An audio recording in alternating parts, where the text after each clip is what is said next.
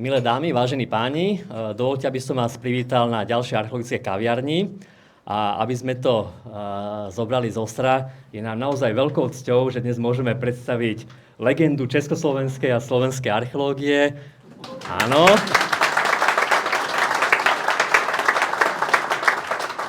Pána doktora Karola Pietu z Archeologického ústavu Slovenskej akadémie vied v Nitre, naozaj popredného európskeho odborníka na Keltov, dobu rímsku a ako sa dnes zaiste dozviete, aj na obdobie včasného stredoveku, čiže naozaj, ako sme sa pred chvíľkou bavili, vraciame sa k takému tomu polyhistorizmu, ale Matej Bel, aj keď teda trošku Karol si ho nepamätá, ale tesne, ale zase na druhej strane naozaj je nám veľkou cťou a myslím si, že nebudem opakovať názov. Bojna je, myslím si, že každému z vás všeobecne veľmi známa, tak si myslím, že dnes sa dozviete veľmi zaujímavé veci z tých 20 rokov archeologických výskumov, ktoré sa teda realizujú z veľkej časti práve pod vedením Karola, takže ešte raz srdečne vás vítame. Samozrejme je pre vás pripravené pohostenie v podobe kávičky aj v bratislavských rožkoch od našich kamarátov z občianskeho združenia Numizmatika Slovensko. A ako býva tradične, po odznení prezentácie, potom dostanete priestor a môžete sa pána doktora pýtať na otázky a myslím si, že bude rád, ak na vecné k téme bude môcť odpovedať. Takže ešte raz srdečne vítame a odozdávam ti slovo, páči sa. Ďakujem. Som rád, že som sa dostal do vašej archeologickej kaviarne a pokúsim sa vám v tomto vyhradenom čase vám priblížiť trošku nesúvislé zhrnutie výsledkov archeologického výskumu, ktorý, ako vidíte v názve, už dosahuje 20 rokov, čo je neuveriteľná doba. Ale Bojna, ako dobre viete, je už dneska pojmom a ja si s odstupom času hovorím, že to stálo za to. Osud tohto náleziska, alebo týchto nálezísk, lebo Bojna, ako vidíte, je vlastne celý aglomerát, alebo celá aglomerácia archeologických nálezísk, prevažne zo včasného stredoveku. Vlastne Bojna má za sebou taký zvláštny vývoj ako celý rad slovenských archeologických nálezísk. Bojna bola známa už na začiatku 20. storočia, ale bola zameraná, bola archeologicky skúmaná a prekvapivo v 60. rokoch sa tam na Veľkom hradisku Valy vykonal aj orientačný archeologický výskum, ktorý nepriniesol nejaké prekvapujúce výsledky, dokázal iba, že ide o slovanskú lokalitu, jak sa vtedy hovorilo, a vlastne žiaden ďalší výskum sa tam neplánoval. Dneska so vstupom času hovoríme, že tí kolegovia, ktorí vtedy tam 3 týždne kopali a našli len črepy, že vlastne sa im podaril ako nezvyčajný kúsok, pretože Bojna, kde dneska rátame archeologické nálezy na tisícky, kovové predmety, tak môžem povedať, že to bol veľký počin, že tam dokázali nič nenájsť. Archeológovia zmúdreli, povedali, je to krásne veľké opevnenie, ľud ho volal aj turecké valy, ale samozrejme iná kapitola nastala v tej dobe, keď sa začala éra hľadania pomocou detektorov kovov, kedy vlastne sa na toto výrazné nálezisko ešte samozrejme podľa toho, jak sú tie hradiska tam nazvané, jedno sa volá hradisko, jedno sa volá valy, tak samozrejme sa už koncom 90. rokov zamerali na toto hradisko a začiatkom okolo roku 2002-2003 sa proste vytvorila bonanza, obrovské množstvo nálezov, ktoré vlastne vydávala táto lokalita Hradisko Valy.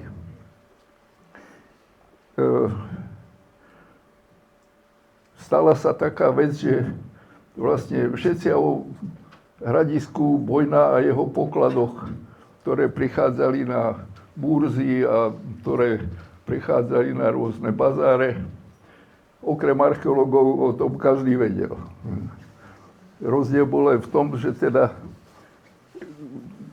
kedy sa ako dostanú tieto informácie do rúk archeológom. Na tomto mieste musím spomenúť troch statočných ľudí, ktorí jednak nás upozornili na tieto veci, ale urobili ešte jednu úžasnú vec, ktorá nie je bežná v našich zemepisných šírkach, a to, že tieto nálezy, ktoré skutočne v nebývalých množstvách sa dostávali takto ako do predaja alebo na rôzne burzy, že títo ľudia tie nálezy skupovali,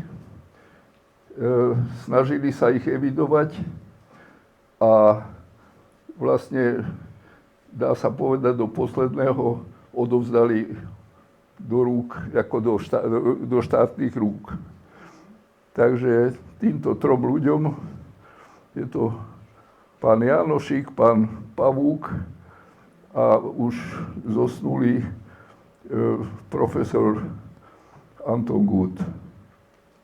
Tak to sú ľudia, ktorým patrí večná zásluha a tiež za to, že sa im podarilo zachrániť aj niekoľko mimoriadnych nálezov a hlavne upozorniť na túto lokalitu. V tých rokoch 2003, 2004, 2005 sa konečne ako rozhýbala aj archeologická obec a bolo treba vykonať aký razantný krok, zabrániť ďalšiemu vykrádaniu tohto náleziska a samozrejme aj sa venovať tomuto novému fenoménu v oblasti včasno-stredovekej archeológie na Slovensku. No, nebudem to rozvádzať.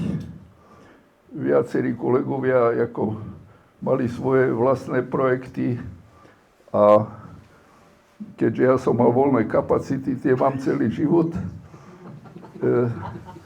tak som zdvihol tú rukavicu a napriek tomu, že som sa nikdy tomuto obdobiu nevenoval, tak som sa pustil do výskumu na Bojnej. A som tam už 20 rokov.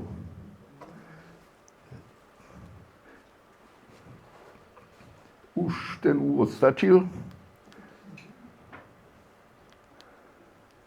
To je len pre, povedal by som, také všeobecnú informáciu. Pohybujeme sa vo včasnom stredoveku, ťažisko zhruba medzi 7. a 10. storočím a hlavne sa táto celá problematika týka toho slávneho a v našich dejinách jedinečného 9. storočia, do ktorého spadá obdobie vzniku, rozvoja a zániku takého predštátneho útvaru, ktorý nazývame historicky Veľká Morava.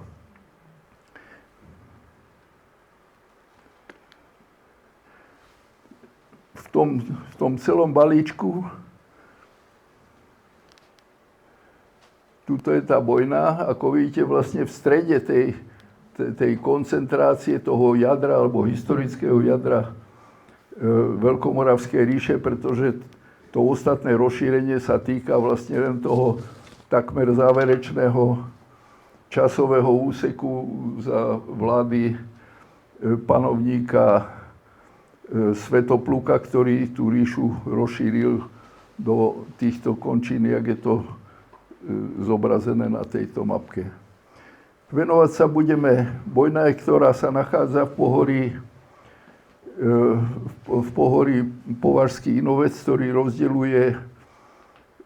oddeluje dva najväčšie alebo také najintenzívnejšie sídliskové komory západného Slovenska, Považie, ktoré na tejto strane tu sú zhruba Piešťany kvôli vašej orientácii. A na tejto strane tuto niekde by som typoval, že sú to Poľčany. Ide o úzke, pomerne nízke pohorie, najvyšší kopec tam má nejakých 770 metrov zhruba. Ale veľmi dôležité z viacerých hľadisk komunikačných.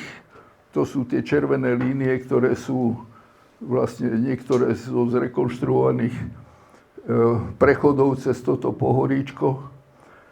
A čo je ako ďalší fenomén, okrem strategických dôvodov, sú ložiská železnej rudy a jedna obrovský priestor s intenzívnymi stopami po ťažbe ryžovaní zlata, ktoré dodnes vlastne nie je datované, ale len s odstupom času, alebo môžeme povedať, že teda určite je to predstredoveké obdobie, pretože tam žiadne nejaké centra nevznikli. Je tam niekoľko dedín, ktoré naznačujú typu Nemečky, Nemce a podobne, hostie, veľké hostie, malé hostie, ktoré svedčia o tom, že nejaká kolonizácia tu prebehla, ale zrejme išlo len o nejakú takú záverečnú fázu dlhodobej ťažby tohto zlatonosného piesku alebo hliny, ktorej počiatky nevieme, možno siahajú do doby bronzovej a podobne možno. A takisto, tak neiste, ale významovo počiarknutie sa mohlo jednať samozrejme aj o toto včasno stredoveké obdobie.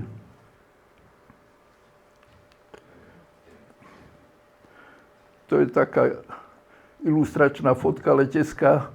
Vidíte, že je to také pohoríčko, ale popredkávané takými dlhými hrebeňami, ktoré, ako sa ukazuje tým našim systematickým pôsobením v tejto oblasti, po nich ako prebiehali mnohé komunikácie, ktoré nám veľmi názorne demonstruje aj LIDAR, kde vidno vlastne tie úvozové cesty a podobne, samozrejme nedatované. Tá šípka ukazuje na hradisko Valy, ktoré je vlastne v centre celej pozornosti a nepochybne ide o to najdôležitejšie a najvýznamnejšie stredisko tej celej aglomerácie. Máme tu, to je vlastne toto hradisko. Nie všetky sú z jednej doby a nie všetky zrejme plnili rovnakú úlohu. Zdá sa, že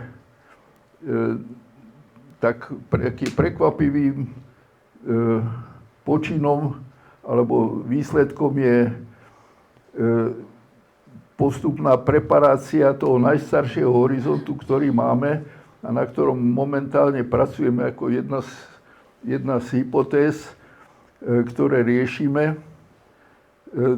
Tá sa týka vlastne tých šípkami vyznačených lokalít. Jednoduché je to v prípade birituálneho pohrebiska, ktoré sme kopali v priebehu posledných 4 rokov a o ktorú ešte bude reč. veľká diskuzia, prepáčte, už sa hrnem do tých mohylníkov. Veľká diskuzia aj u nás, ako v rámci tej našej pracovnej skupiny, je debata o datovaní a význame toho hradiska Bojná 3 Žihlavník, ktorý má veľmi zvláštne, veľmi komplikované, ale v teréne veľmi nenápadné opevnenie, doplnené takýmito externými líniami valov s priekopami, ktoré mimochodom majú aj tie ďalšie hradiska, jak tuto vidíte, a ktoré dávajú tomu istý spoločný menovateľ. Možno išlo v istej dobe o nejaký uzavretý alebo nedokončený obranný systém. Ale vrátim sa k tej najstaršej fáze. Zatiaľ, čo na Bojná Vali, na tomto najväčšom hradisku a aj najmohutnejšom opevnení, len veľmi ťažko nachádzame stopy toho najstaršieho osídlenia, práve z toho, v tomto prípade asi 8. storočia.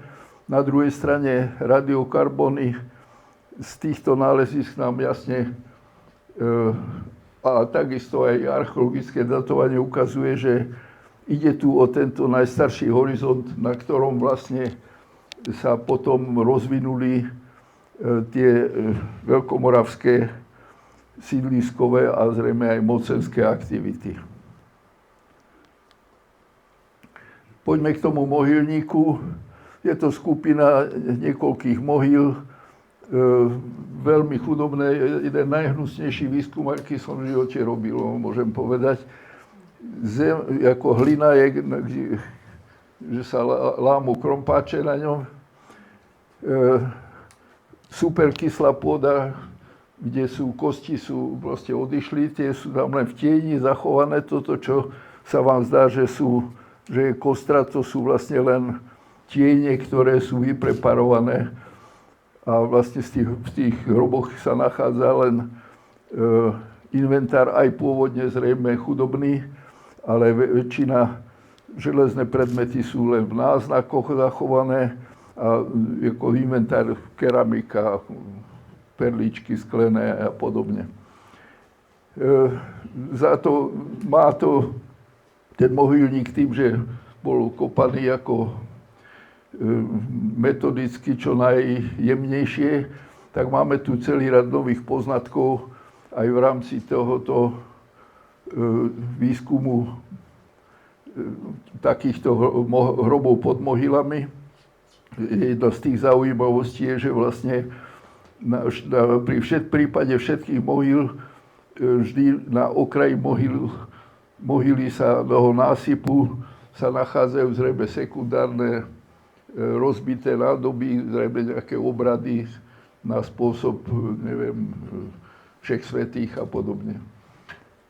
Takže tento výskum je zatiaľ prerušený a zatiaľ spracovávame hlavne ako radiokarbonové dáta v snahe čo najviac spresniť práve tú počiatočnú fázu toho celého osídlenia.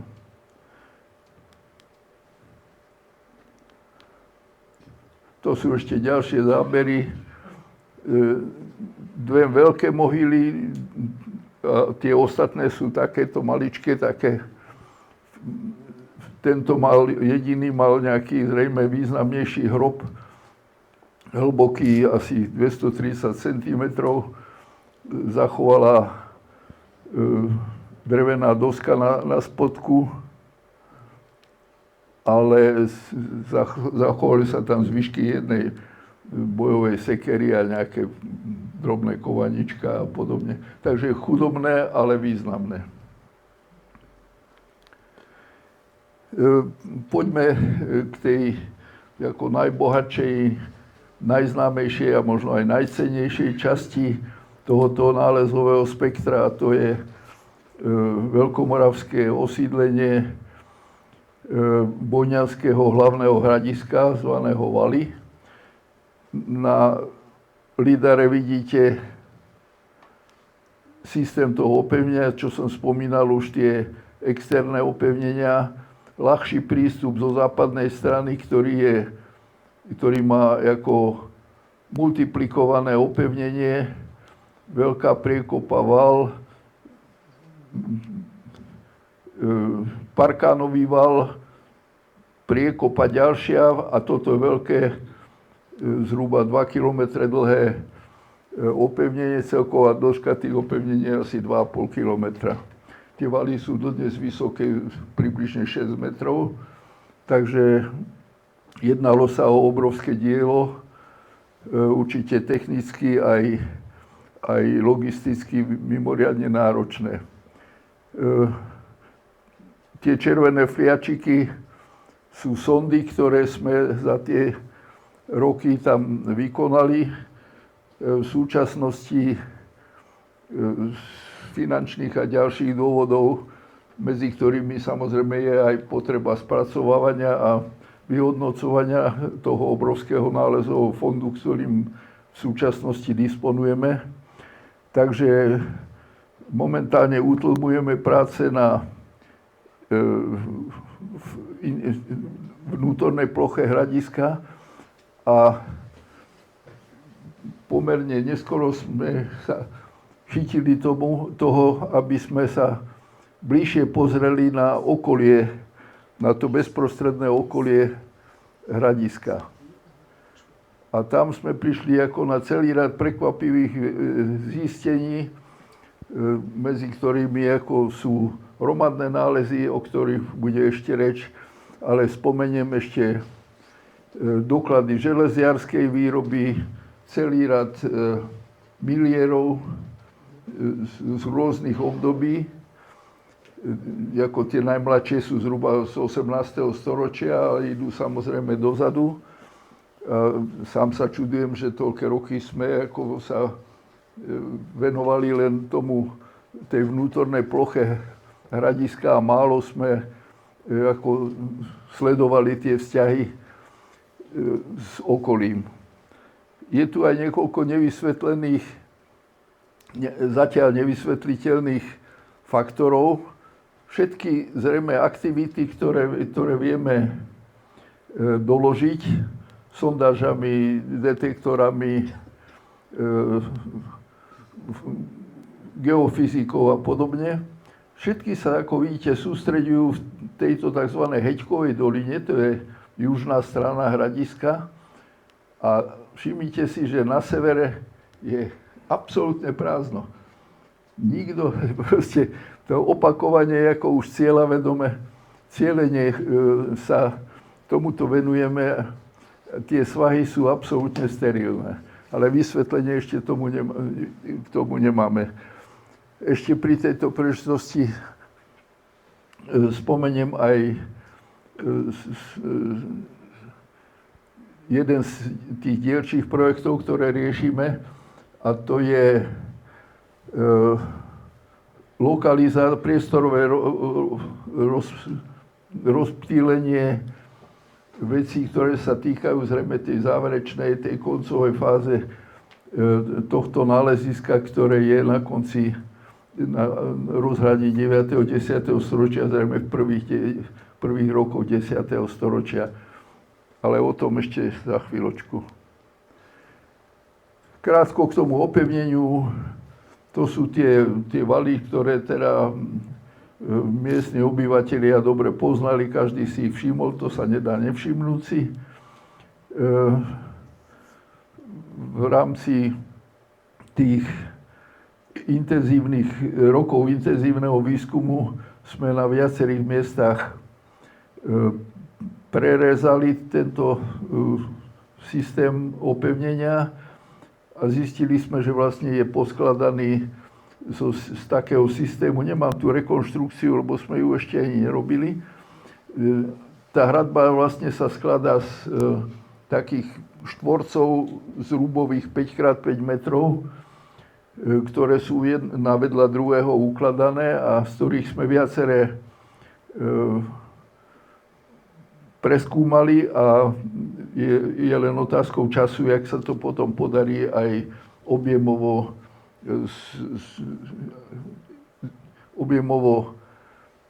zhodnotiť a samozrejme vypočítať, že koľko roboty museli tí ľudia zorganizovať, pracovných síl a hlavne materiálu.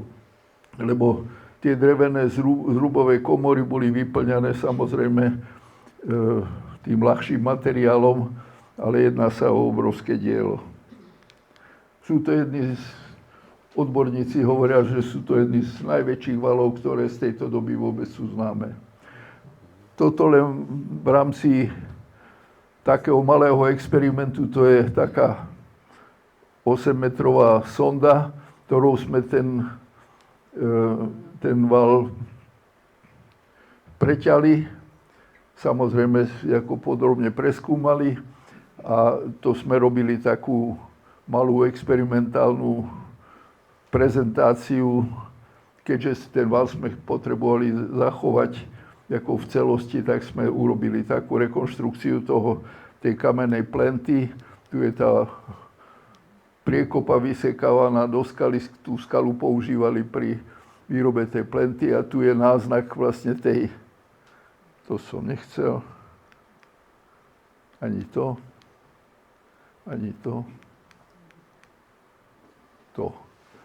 Čiže tuto vidíte ako spodnú časť toho jedného 5-metrového zrubu. To boli 4 dvojice stĺpov, medzi ktorých zasúvali brvná a tým rýchlo vedeli vybudovať vlastne ten kubus toho jednotlivého segmentu hradby. Teraz postúpime ďalej. Bojna má niekoľko nevýhod, niektoré som spomínal, kyslá pôda, kosti zle zachované, ale zase aj niektoré výhody, ku ktorým patrí skutočnosť, že hradisko Valy bolo plošne zničené požiarom. Tá hradba kompletne zrejme, všade, kde sme kopali, všade je tá hradba prehorená. Včítanie brán, 3 brán, ktoré sa v tom opevnení nachádzajú. Samozrejme pre dendrológiu sú to dobré podmienky a tu sa podarilo vypracovať niekoľko časových údajov, ktoré máme k dispozícii, to len ako orientačne, nebudem sa tomu podrobne venovať. Všetko ukazuje na to, že vlastne väčšina tej hradby bola budovaná na tom samom konci 9. storočia. Tá vzorka rokov 892 a 893 sa nám opakuje, tuším, 4-krát, takže je vysoká pravdepodobnosť, alebo je to jedna z možností, reálnych možností, že tá celá hradba bola vybudovaná ešte za vlády Svätopluka, ktorý zomrel 894. A ukazuje sa, že vlastne aj celý rad ďalších skúmaných, metodicky skúmaných hradíc, jak je tam ten uvádzaný Majcichov, napríklad vykazuje veľmi podobnú situáciu, že vlastne tieto hradby, tieto opevnenia, nie ako sme kedysi tvrdili, a my sme sa to v škole učili, možno aj vypada, ktorý ešte, že ako doba hradištná, že tie hradiská ako samozrejme sú podstatne staršie. Nepochybne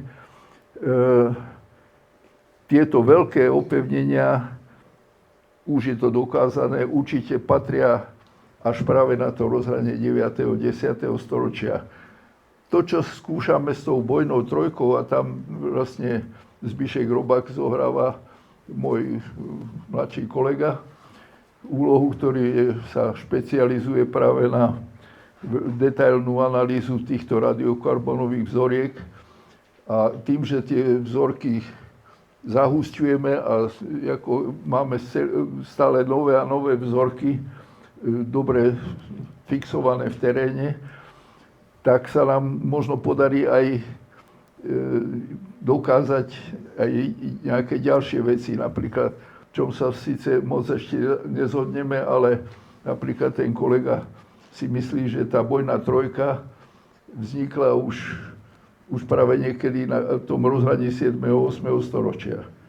To zase tá klasická archeológia to moc tomu nefandí, takže uvidíme. Ale archeológia, ako každá veda, je živý organizmus, takže v týchto debatách sa možno ukáže, že tá doba hradišná ozaj bola doba hradišná, ako len tieto velikánske pevnosti vlastne vznikali nie v tých dobách, neviem, Pribinu a Rastislava, ale až v tej záverečnej fáze toho rozkvetu veľkomoravského útvaru, veľkomoravského celku.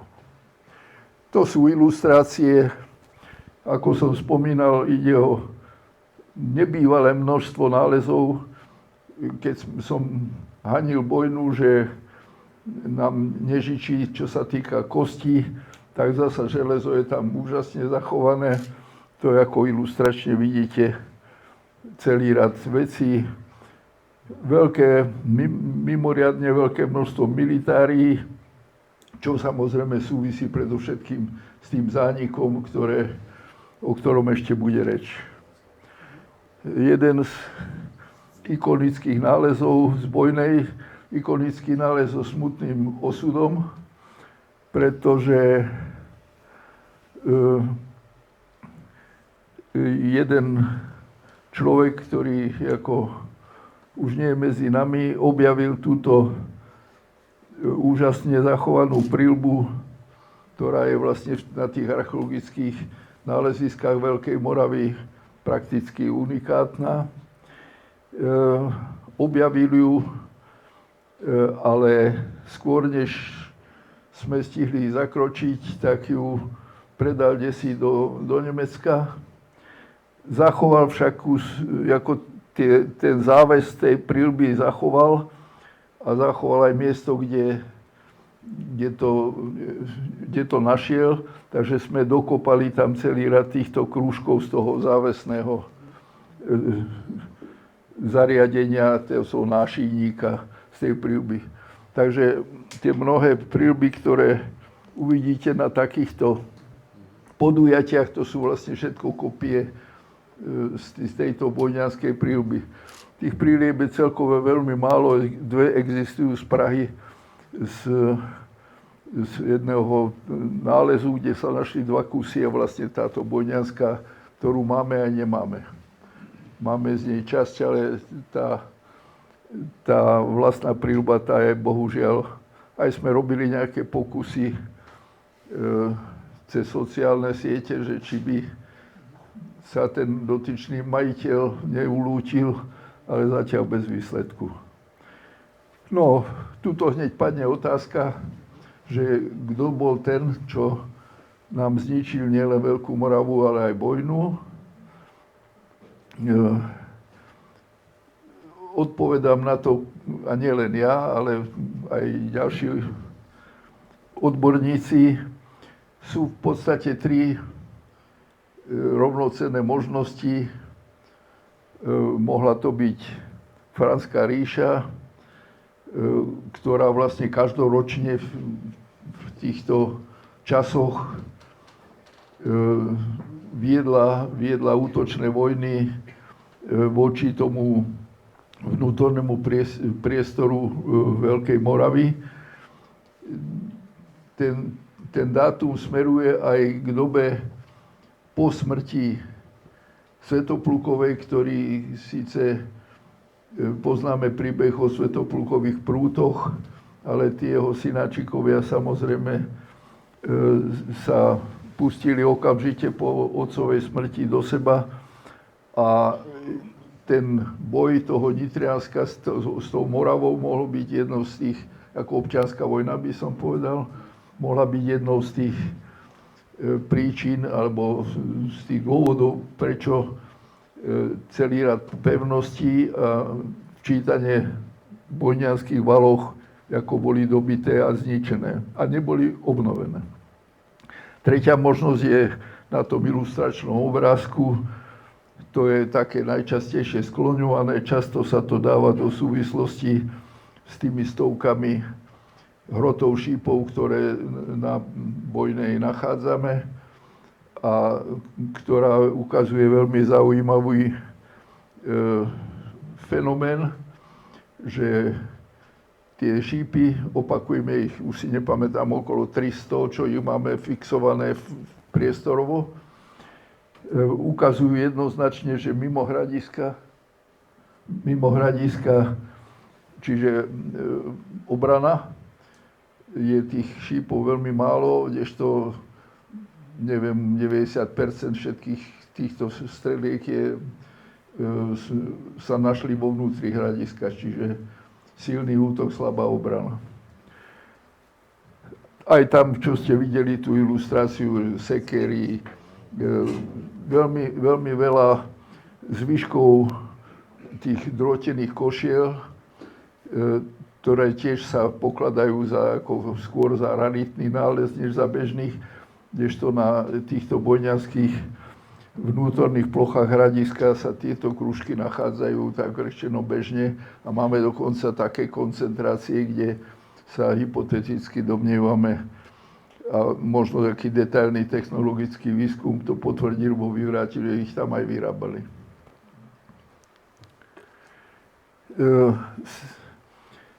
Z toho, čo nemáme, to, čo som spomínal, že nemáme kosti, tak nemáme ani hroby. Z tohto veľkomoravského obdobia výnimkou sú dve mohyly, veľká a menšia, ktorá sa našli na tom hradisku číslo 3, čiže zrejme to hradisko nefungovalo a každopádne zvláštna skupina dvoch mohyl, ktorá je bezpečne ako veľkomoravská, tiež je z toho neskorého obdobia. Táto veľká zrejme ide o nejaký kenotaf, pretože síce obsahovala celý rad zaujímavých nálezov, kopie a ďalšie predmety, aj zvyšky nejakých zrejme rituálov, ale žiaden hrob sa v tej veľkej mohyli nenašiel. Na rozdiel od vedľajšej malej mohyly, kde v tomto hrobe v zvyškoch drevenej rakvy bola pochovaná mladá žena, taká kratučka, 150 cm, s takou ako lepšou hrobovou výbavou. Takže teraz možno svíta na lepšie časy, ktoré tiež trochu možno zmenia naše predstavy, lebo ja keď sa pýtam odborníkov na Veľkú Moravu, že kde treba hľadať však sú to obrovské hradiská, intenzita osídlenia, dlhodobý, máme mohylník, ale ten je starý, ten nepatrí vôbec do doby týchto veľkých opevnení. Tak každý ma ubezpečuje, že niekde v dosahu 1 kilometra a podobne, a my už sme aj 4 kilometre dokola a stále nič. Ako som povedal, možno svíta na lepšie časy, lebo Matej Rudkaj pomocou leteckej fotografie zistil skupinu hrobov podľa porastových anomálií a z nich ako cvične alebo skúšobne vykopali 3 či 4 pôdorysy a tie vyzerajú, že sú z tejto doby. Ale nachádzajú sa zhruba 7 kilometrov od tejto bojňanskej lokality. Takže či to bolo nejaké, že ich tam zvážali, lebo je tam dobre vyše 100 tých pôdorysov, Takže celkom sa nedá vylúčiť, že bude tu nejaký nový model, že nejaké centrálne pohrebisko, cintorín sa nachádzal úplne inde, než sme tu teraz predpokladali. Kresťanstvo je jeden z tých fenoménov, čo nám vojna štedro nadelila. To sú tie veci, ktoré možno, že aj veľká časť z vás, alebo možno aj väčšina už poznajú, hlavne súbor pozlatených plakiet, no nemá to rado, no, ktoré pochádzajú, existuje už dneska asi 7 rôznych teórií, teda, že kde boli pôvodne umiestnené. Sú to tenké medené plátky, nahrubo amalgámom pozlátené, ktoré podľa technologických výskumov vyrobili nejakí dvaja majstri z toho istého materiálu v tej istej dielni. Majú takisto, akože čo tento cyklus obsahuje, je ich 6, hypoteticky ich mohlo byť aj 7, ale zachovala sa ich 6. A viaceré obruby, na ktorom si z tých ďalších kúskov uvidíme. Tento cyklus má, hovorím, niekoľko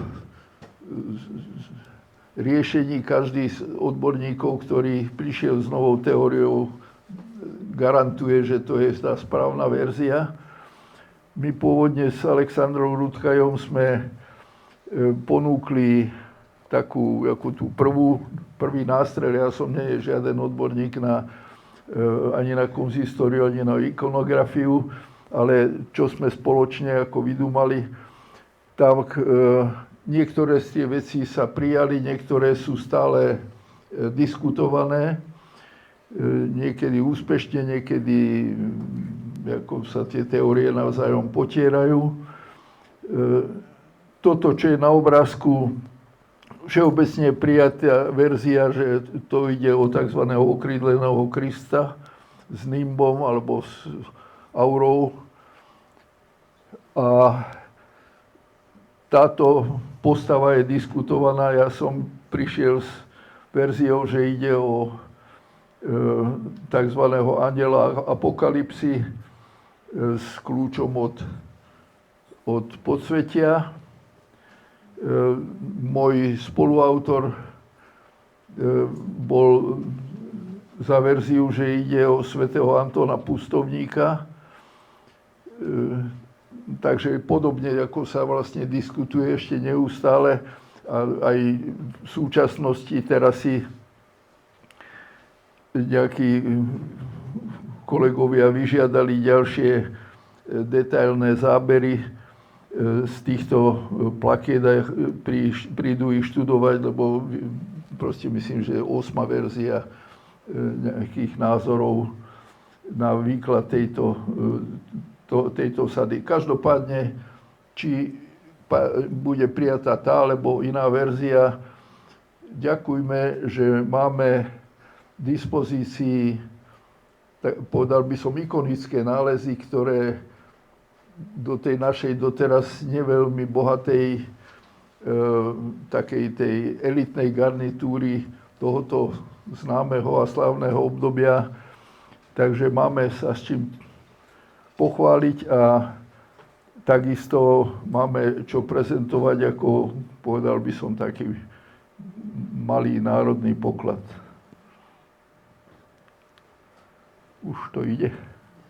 To je jedna z verzií, to len na ukázku, že ako mohli byť tie plakety použité, ale opakujem, tých verzií je veľa, takisto sa nevie, že či išlo o prenosný oltár, skutočný oltár, alebo išlo o ozdobu alebo výzdobu schránky nejakého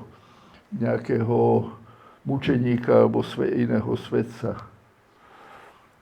Jedno z tých na týchto plaketách sú aj tieto dva kratučké texty, alebo teda skupiny písmen. Jedna je vášnivo diskutovaná, to je tá horná, kde sa ako stále vynárajú nové verzie. Všimnite si, že úplne iný typ písma je na jednej aj na druhej, čo síce ako, že boli dvaje majstri, ale ako v jednej dielni, tak neviem. Toto patrí do nášho toho počiatočného výkladu pri tej prvotnej publikácii v roku 2006. To je význanie viery, credo in unum deum, verím v Boha. To myslím si, že není nejak ako diskutované, na rozdiel od tohoto svavm, v ktorých podaktori jazykovedci videli aj dokonca hlaholíku a z toho vzniklo akože, že vlastne už pred Cyrilom a Metodom, lebo tie plakety sa odborníkmi odhadujú vekovo, že vznikli okolo roku 800, čiže pred príchodom cyrilometodskej misie. No a ten nemenovaný jazykovedec ako prišiel s tým, že už pred Konštantínom a Metodom vlastne už tu nejaké písmo podobné hlaholíke bolo. Samozrejme ďalší jazykovedec hneď to vyvrátil a tvrdí, že vlastne to je typ písma, ktorý vôbec nemá s hlaholíkou. Ja, jak som kúpil, tak predávam, ja sa v tom nevyznám. Jedno z ďalších týchto našich vecí, ktoré ako putujú Európou po rôznych výstavách medzi ako elitnými vecami včasného stredoveku, je tento malý zvon. To je vlastne ktorý sa našiel ukrytý vo vale v jednej z komôr toho valu.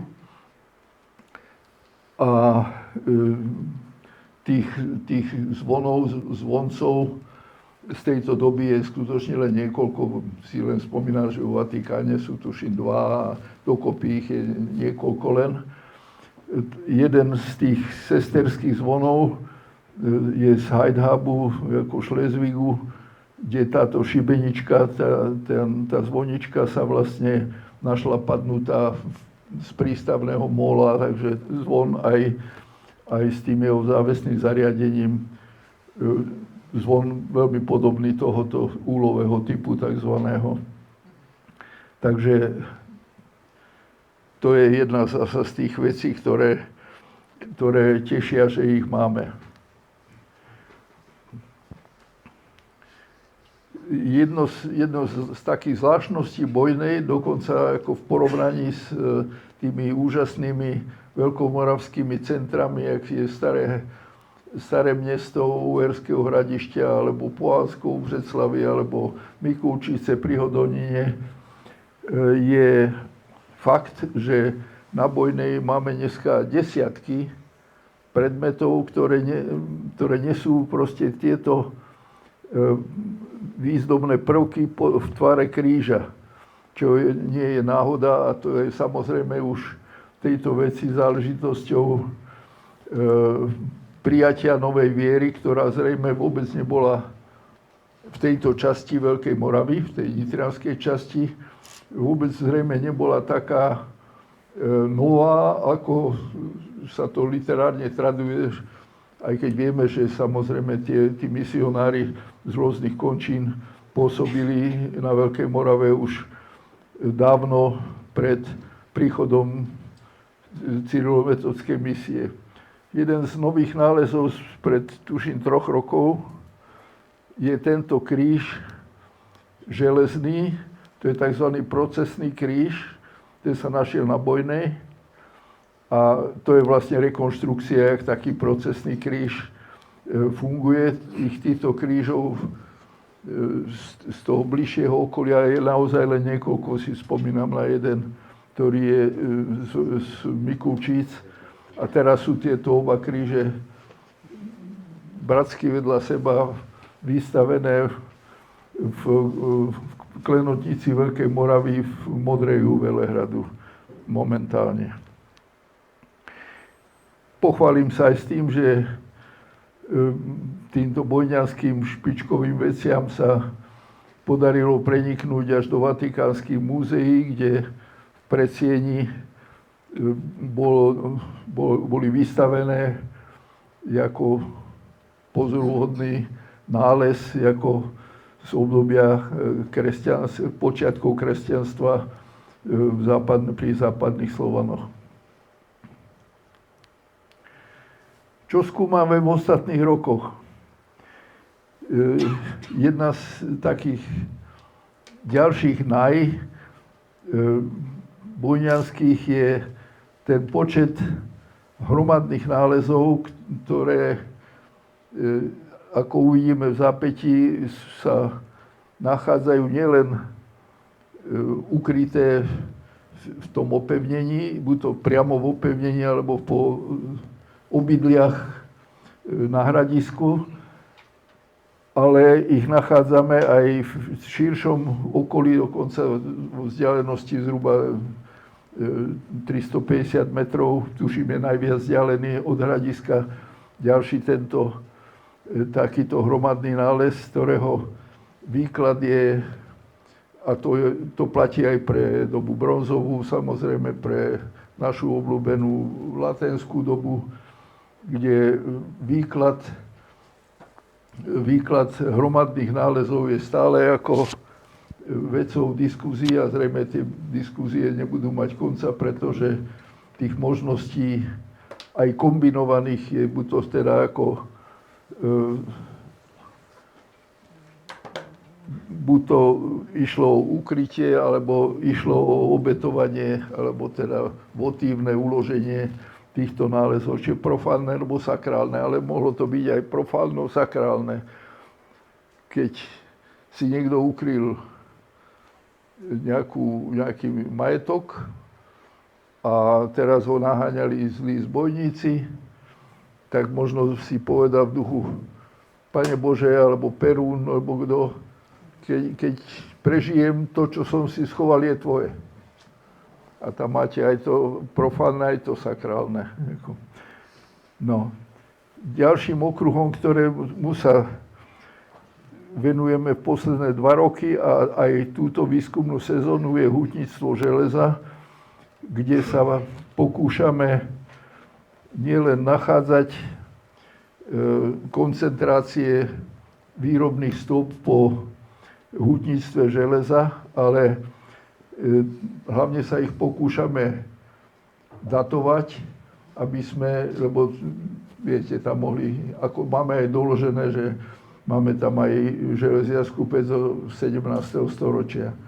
Samozrejme je trochu inej konštrukcie, ale proste ide o to, aby sme nielen trosky, ktoré sa inak ťažko radiokarbonom datujú, alebo problémovo datujú, ale aby sme mali čo najviac vzoriek priamo z tých výrobných zariadení, z tých piecok, ktoré hľadáme geofyzikov a ktoré aj toho roku ideme pomocou letnej školy archeológie odkrývať.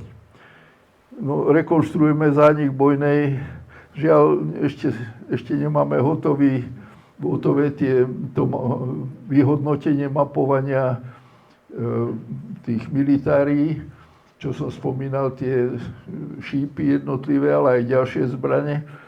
Takže zatiaľ len verbálne naozaj jednoznačne to ukazuje, že tá intenzita tých stôp po boji ide zo západného smeru, to je ten ľahko dostupný, a to je ten, povedal by som, považský, kdežto na tej nitrianskej východnej strane, tam je vlastne tých zbraní a týchto stôp po boji ako pomalu.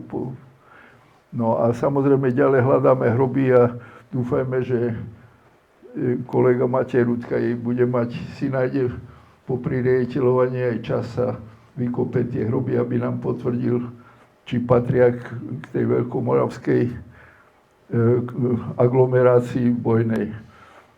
To je to miestne bohatstvo tých výstupov železnej rudy je tam ako bohate tie tzv. Gosany, vystupujú na povrch práve v oblasti vrchu Marhat, ale aj v bezprostrednej blízkosti týchto bojňanských lokalít doline, ktorá nie nadarmo sa volá Železná. Takže máme Železnú dolinu. Tam hore, toto je zas Duchonka, ktorú možno všetci poznáte, z ktorej vám tu ukážem nejaké obrázky, kde sa ukrýva.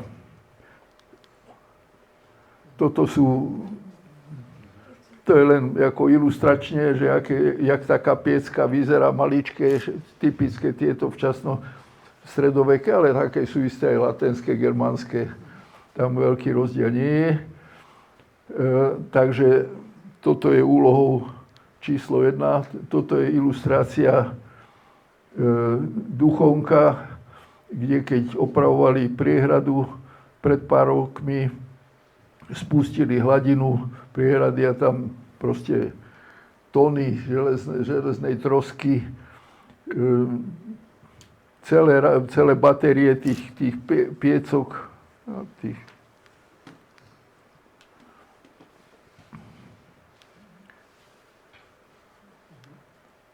Zatiaľ ako datovanie týchto piecok, tá koncentrácia je obrovská. Zrejme ten potok, ktorý naplňa tú priehradu Duchonka, sa volá Železnica. Takže ja som si pôvodne myslel, že tam nejaká úzkokolajka chodila, ale je to ozaj železnica železná. To je len ukázka, že neviem, či na potešenie, alebo na sklamanie, ako komu, že z dvoch tých piecok vyšli takéto údaje, ktoré sa točia okolo 5. storočia, čiže sťahovania národov, ale hovorím, to sú obrovské koncentrácie, tak uvidíme, že v ktorých obdobiach vlastne tieto koncentrácie boli využívané. Hromadné nálezy už tým počtom ako znamenajú nejaký úplne zvláštny fenomén. To je pre vás taká archeologická hatmatilka, že poklady alebo hromadné nálezy, depoty väčšinou obsahujú buď to užitkové predmety, alebo niekedy aj zlomkové predmety, pretože často veľmi hrivny, o ktorých som sa tiež mohol zmieniť, ktoré boli nejakým predmonetárnym platidlom, špeciálne v tej oblasti Veľkej Moravy. No a celý rad týchto hromadných nálezov nám takto to zhruba vyzerá, keď to nájdete.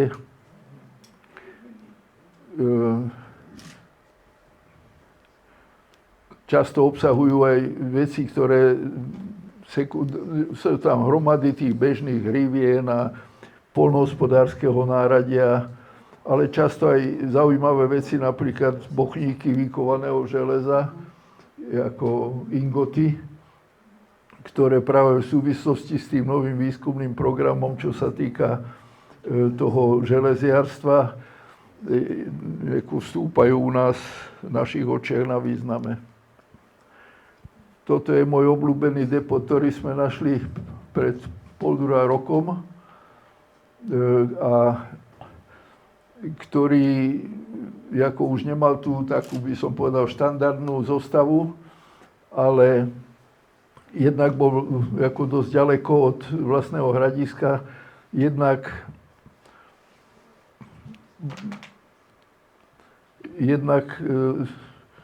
múdro sme ho vybrali v jednom bloku a preskúmali ho až v laboratóriu a nie v teréne. To sa naozaj oplatilo. Toto je vlastne, vidíte, že to je vedro naplnené predmetmi. Tu máme rentgenový snímok toho obsahu, aby sme vedeli, do čoho ideme. Časť bola ako naskladaná vedľa, časť bola nastrkaná dovnútra. A najzaujímavejší inventár ako časti je to bežné, ako kosáky a hrivny a motika a podobne. No ale sú tam aj veci také, že poučné a aj niekedy jedinečné. Niektoré tie kusy...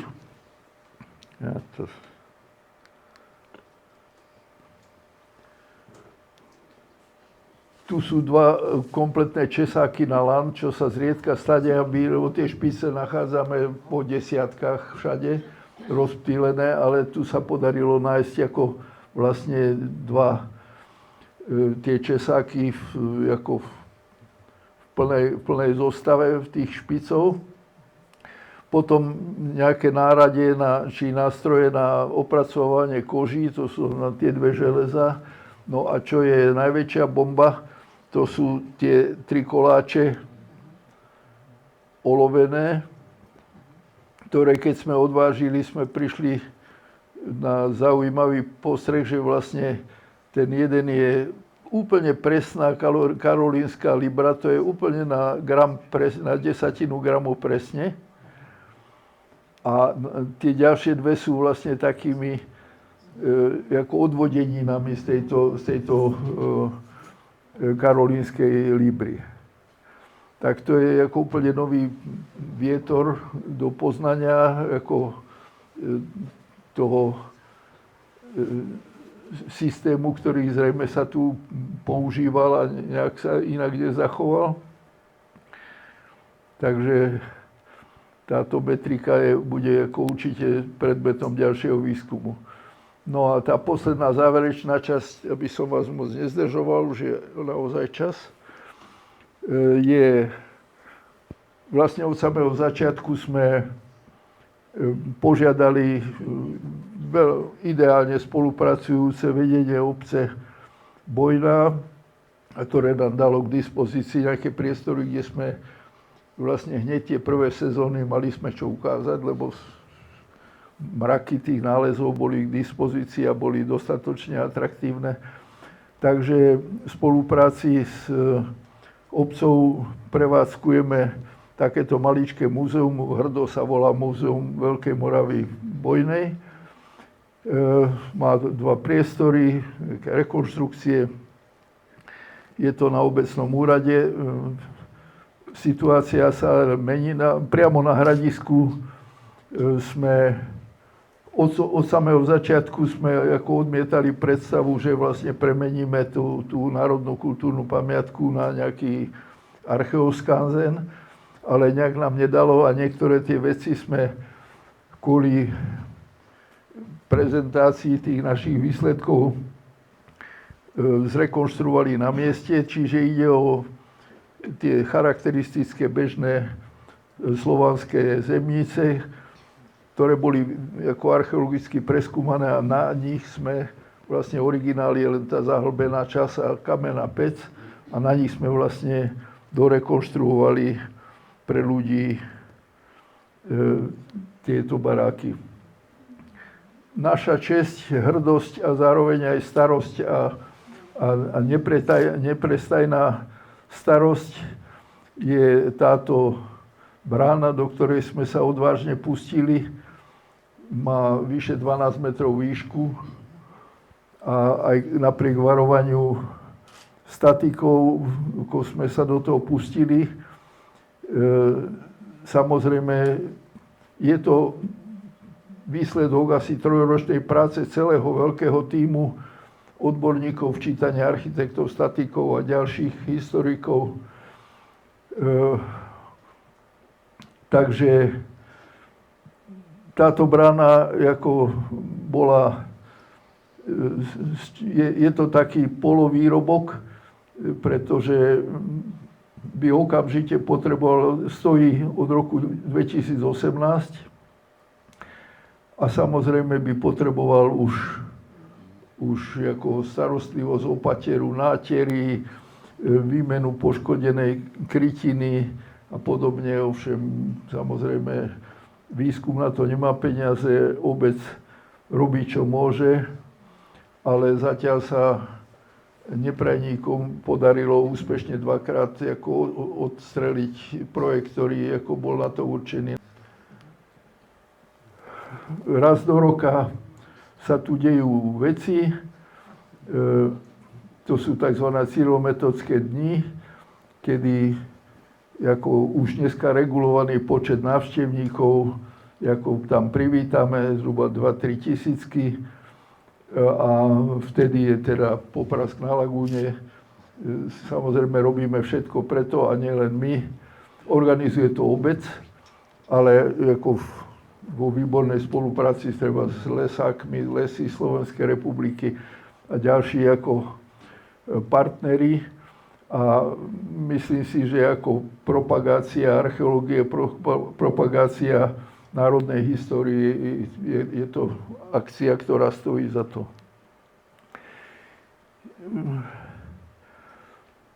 Na spadnutie je štart realizácia Archeoparku Bojna, ktorá teda nemá byť na tom hradisku, ale pri ranči pod Babicou, ak to tam niekto poznáte, čiže na spodu, ako ďaleko od hradiska, zhruba 3 kilometre, v mieste, kde takýto archeoskanzen sa môže rozvíjať a ktorý bude takou ľahkou imitáciou takého veľkomoravského centra. Samozrejme zameraného pre verejnosť. Zatiaľ vyzerá, že projekt odštartuje, aj keď sa nejaké mraky zasa objavujú na obzore, pretože na Slovensku nič nejde ľahko, aj kde je nejaký úspech, tam vám niekto určite sa pokúsi napľúť do piva. Takže aj to sa deje, ale dúfam, že teda starosta, veľký bojovník, to ustojí a že niekedy v júli, auguste by sme mohli začať s výkopom prvých základov. Prvá etapa v celkovej hodnote okolo 6 miliónov by mala byť ukončená do konca leta budúceho roka. Čo prináša ten archeologický výskum na Bojnej? Dneska už Bojna má svoj zvuk. Samozrejme to vedecký diskurs patrí k robote. Ja nikdy som sa nepasoval za odborníka na toto obdobie, ja tam skôr pôsobím viac manažersky než vedecký, ale mám k dispozícii viacero schopných, šikovných mladých ľudí, ktorí tú káru budú ťahať ďalej alebo tlačiť ďalej. Teraz sa venujeme tam tej environmentalistike, metalurgii. Myslím si, že máme slušné výsledky aj čo sa týka zviditeľňovania našej vedy. Robíme tam vlastne každoročne tie letné školy archeológie toho roku. Tam budeme aj ukrajinských študentov. Slovensko má konečne aj nejaké také tie optické symboly, ktoré vidíte pri aplikovaní na rôznych médiách. Takže myslím si, že ten výsledok, najmä keď ten skanzen sa nepodarí odstreliť, ale naopak vybudovať, tak sa dielo podarí. Ďakujem pekne.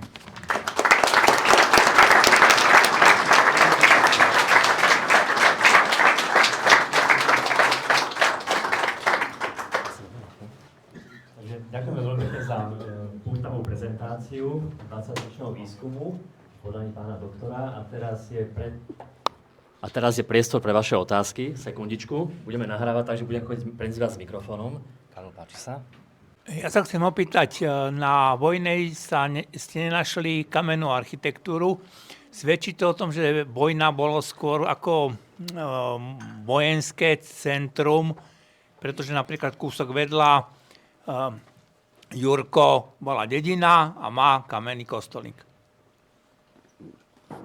Áno, všetko sa mi nepodarilo vtesnať do toho. To je ako jednak je to vecou diskusie, napríklad môj najbližší spolupracovník, ten veľmi horuje, ten Zbyšek Robák, veľmi horuje, pretože to bola garnizóna vojenská. Ďalšia moja spolupracovníčka Mirka, tá ako keby protiargument uverejnila štúdiu, že koľko desiatok typických ženských predmetov sa na tom hradisku nachádza. Ja neviem, 80 praslenov a bla bla bla, proste kopa ďalších vecí typických práve pre tú ženskú časť spoločnosti. Čo sa týka kostola, možno, že to môžem ľahkomyselne odbiť tým, že všetko nemôžeme mať, že máme oltár, máme zvon, neviem čo, kostol nemáme. Nevieme. Stále je ako horúca debata datovanie toho Jurka. Lebo tuto máme odborníka, na ktorého pozerám, ktorý vie, že tam samozrejme to datovanie pomocou radiouhlíkovej metódy tých v omietkách ako nemusí byť presné a každopádne tých doteraz publikovaných vzoriek je príliš málo na to, aby sme jednoznačne mohli tvrdiť. Odborníci hovoria, že je to určite predrománska architektúra, ale či je veľkomoravská, nemáme tam jediný hrob, je jediný celok, nejaký, tie pozostatky nejakých dvorcov, čo tam našiel profesor Rutkaj, ako tiež nemajú inventár, ktorý by bol čo len trošku porovnateľný s tou záplavou tých nálezov z tých bojňanských valov. Takže Jurko sa nachádza mimochodom len 2 kilometre od valov. Takže ako výhovorku by som mohol použiť, že na čo by stavali, však ho mali tam za rohom. Že? Takže je to ešte stále živá otázka a ešte si pripomínam, že keď som išiel do prvého ročníka na univerzitu v Brne, tak bol objavený na Pohansku kostol, veľkomoravský kostol, ktorý hneď označili ako kostol číslo 1. Lebo videli Mikulčice, kde ich bolo tuším 16. No a asi pred 5 rokmi, čiže zhruba po 50 rokoch, našli kostol číslo 2. Takže máme ešte 30 rokov rezervu. Dobre, ďalšia otázka. Dve otázočky by som mal. Prvá, že jak dlho sa to stávalo a koľko ľudí to asi muselo stavať. Ja keď pozerám niekedy tie mapy tých hradísk, tak to je neuveriteľná stavba a vnútri sú 3 chaty.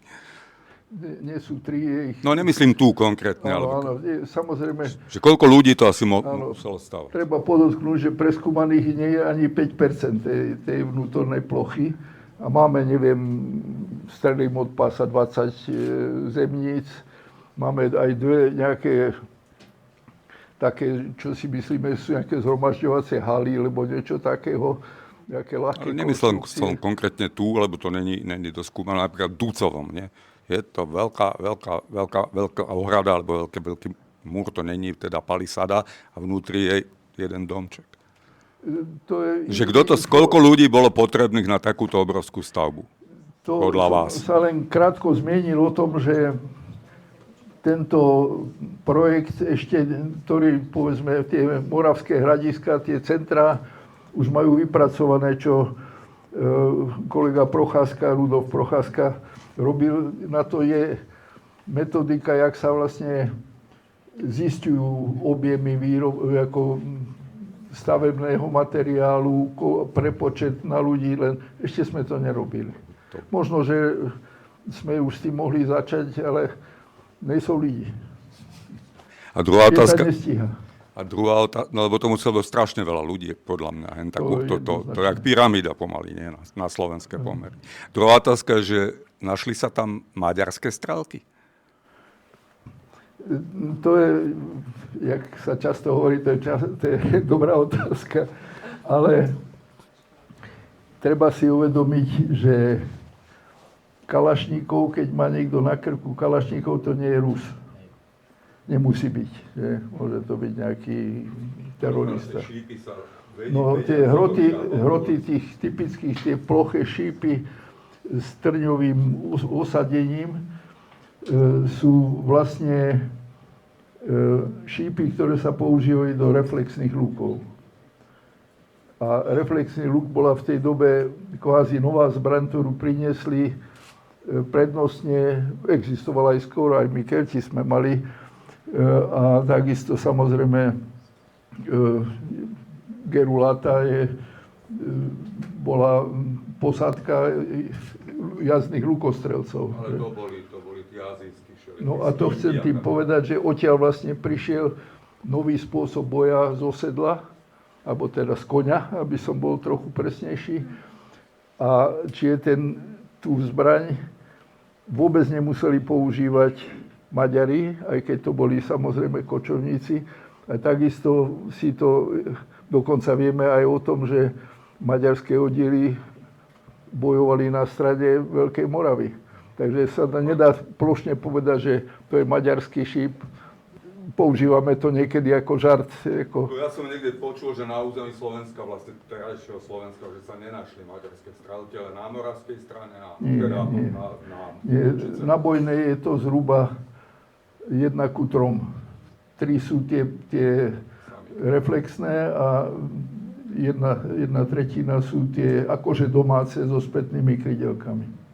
Čiže mohlo tam dojsť k boju teda Maďarov? Muselo dojsť, samozrejme. Myslím Maďarov voči Slovákom. Áno. To je, čo som hovoril, že tie možnosti sú najmenej 3. Jedna z nich reálna je aj, že to boli naozaj útočníci.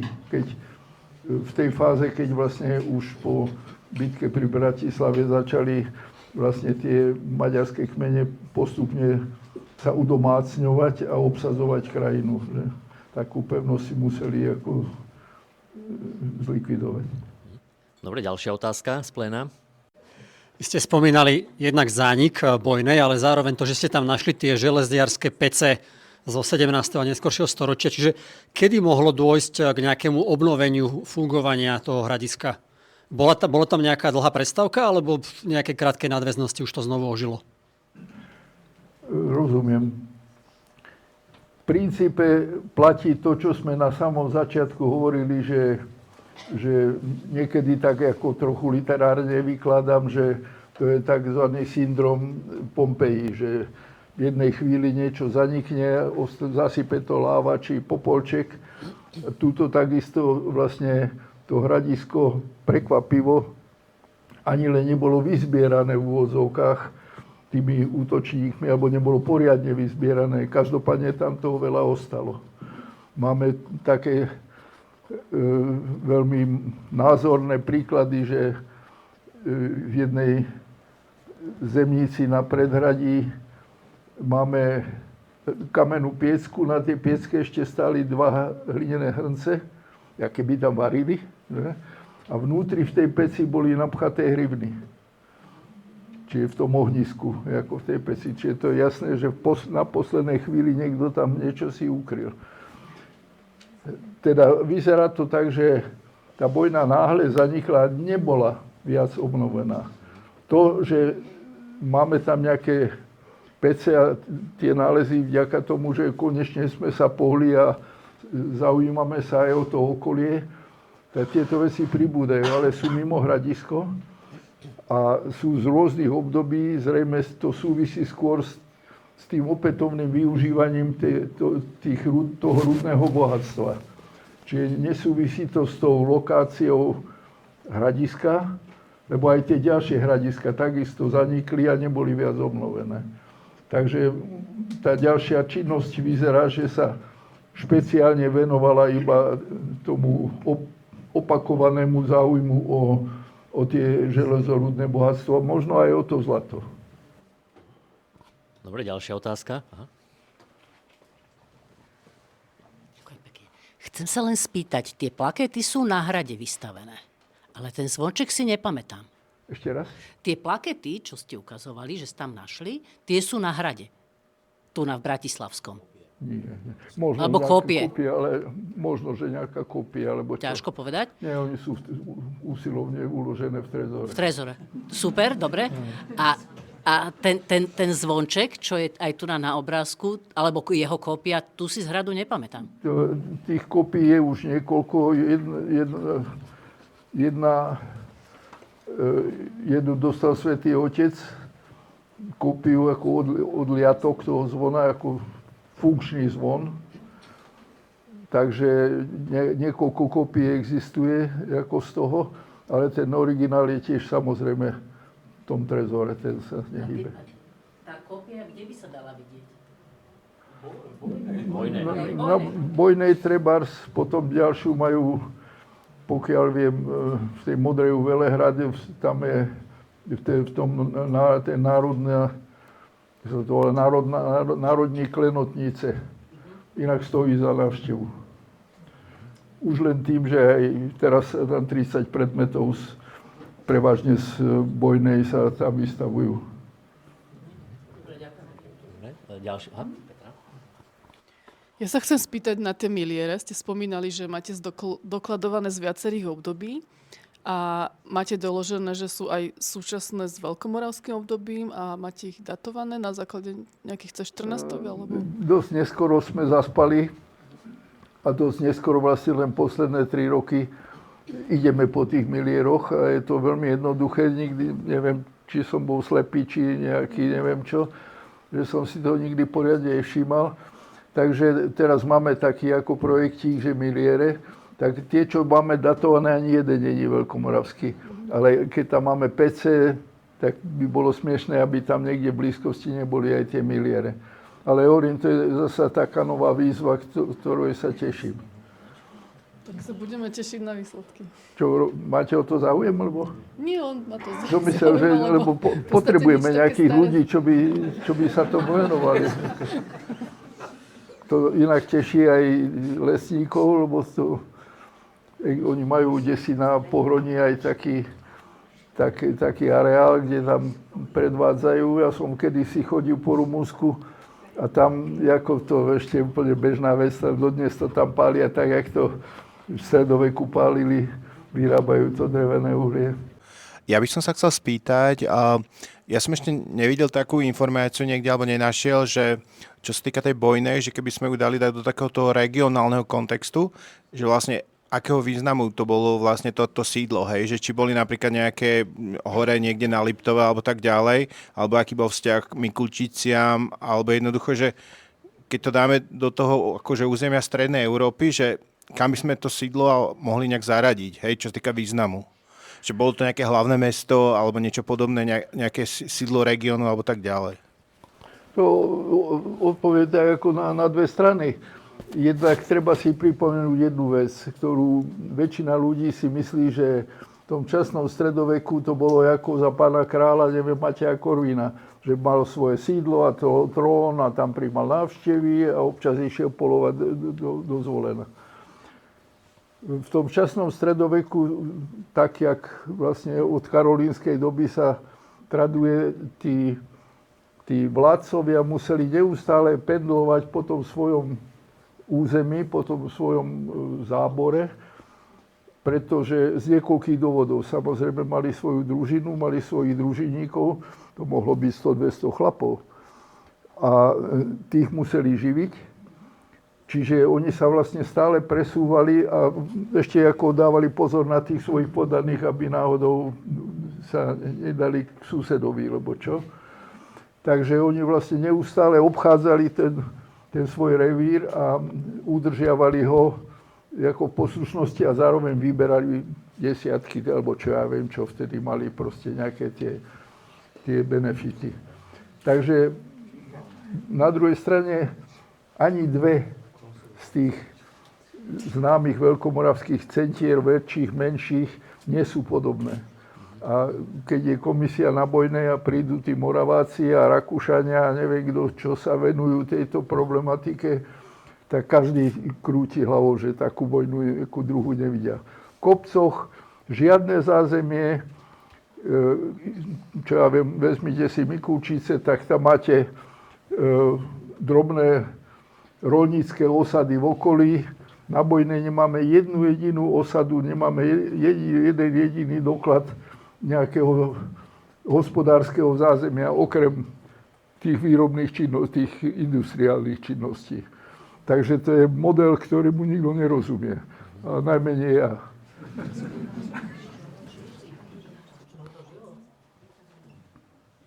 Ja mám dve otázky, také krátke. Prvá je, či sa tam našli nejaké mince. Našli sme na valoch sme našli 4 mince, všetky sú rímske. Takže to je samozrejme Slovania, ako je známe, ako boli veľkí zberatelia, takže to nosili ako portrétik, figurečka, hlavička, tak to sa určite páčilo. Treba si pripomenúť v tom takom širšom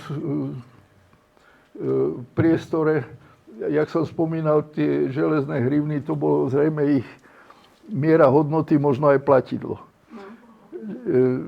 Pritom v okolí už existovalo striebro ako zrejme miera hodnoty, zlomkové striebro a samozrejme už aj prvé mince, prípadne neskôr aj, neviem, arabské dirhamy ako kolovali. A že títo tvrdošíne, títo naši chlapci slovanskí, že furt používali tieto železné tzv. Sekerovité hrivny.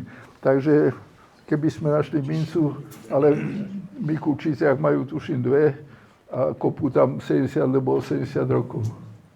Ďakujem. A druhá otázka, vrátil by som sa k tým plaketám, k tým nápisom. Jeden nápis ste interpretovali, že tá interpretácia je taká uznávaná. Ten druhý ste povedali, že sú na to viaceré názory, ale nepovedali ste žiadny. Či by ste nejaký prezradili. Ďakujem. Napríklad jedna z tých verzií, ale to vám nezreprodukujem. Jeden odborník prišiel na to, že vlastne každé písmeno je začiatočné písmeno konkrétneho žalmu, tuším žalm 102. A že vždy každá strofa je vlastne prvé písmeno tej, ako taký inotaj, by sme, tak napríklad. Niekto tam vidí toho svätého v tom svaum, svientý, že, takže hovorím, jedna čudnejšia ako druhá. Ďakujem. Dobre, ďalšia otázka.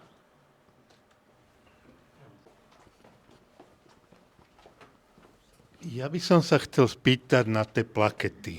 Ako ich nález, počul som, alebo jednu variantu som čítal, druhú som tak sprostredkovane počul. Či sa vie, kde sa to vlastne našlo miesto a to isté vlastne o tom zvone. To neviem nič o tom. No, má to rôzne tajúplné ako zádrhely. Isté je len to, že bolo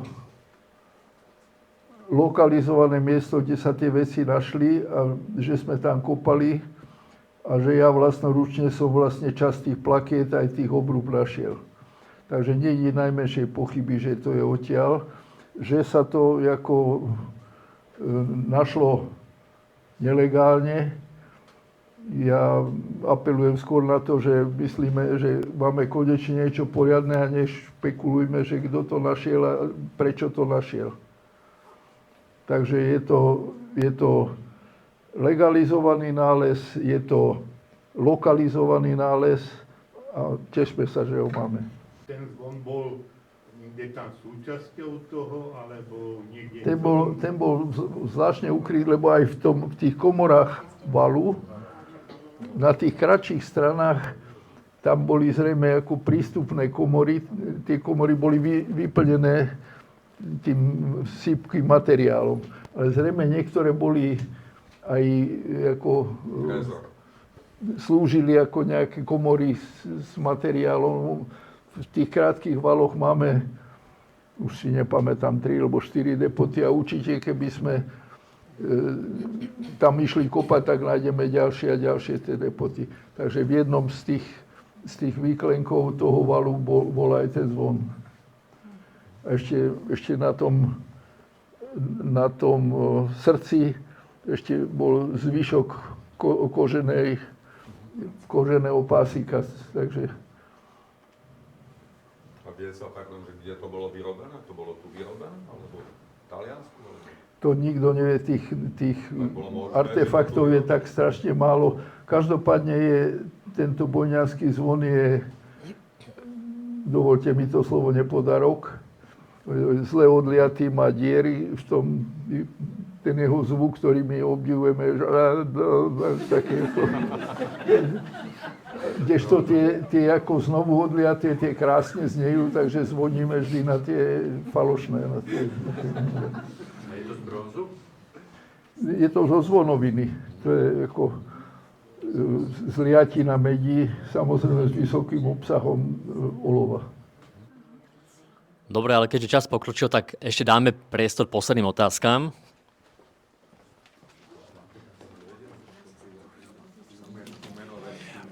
Ja sa ospravedlňujem, ak to bude náhodou trošku od veci otázka, ale vy ste spomínali názor, že zo severného Talianska. Že to nemohlo byť vyrobené.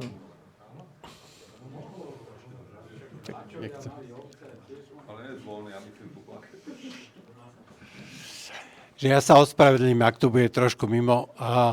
Vy ste, ak som správne pochopil, ste spomínali, že ten najstarší horizont alebo najstaršie nálezy sú ešte spred veľkomoravského obdobia.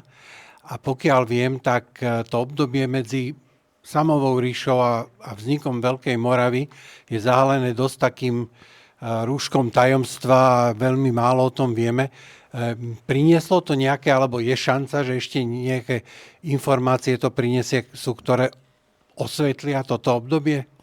No, nie som kompetentný odborník na toto obdobie, ale toľko viem, že ťažisko tých našich informácií je väčšinou v tej, povedal by som, avárskej zložke, lebo že avári prišli niekedy koncom 6. storočia, a vlastne niekedy okolo roku 800, nepoznám presný dátum, vlastne sa rozpadla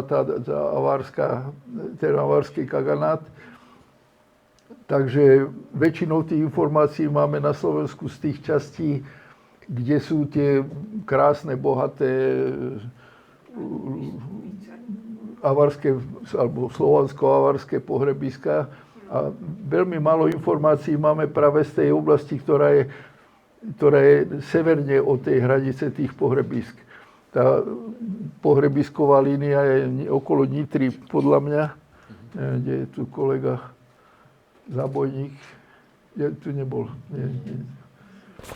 No, každopádne potešiteľne pribúdajú nálezy aj zásluhou vojnej, že sa ukazuje, že aj tá horská oblasť, čo sa predtým vôbec nepredpokladalo, že bola už v tej dobe pomerne intenzívne osídlená, či to boli nejakí v tom horskom prostredí, lebo tam nešli orať, ani siať, ani ovce pásť.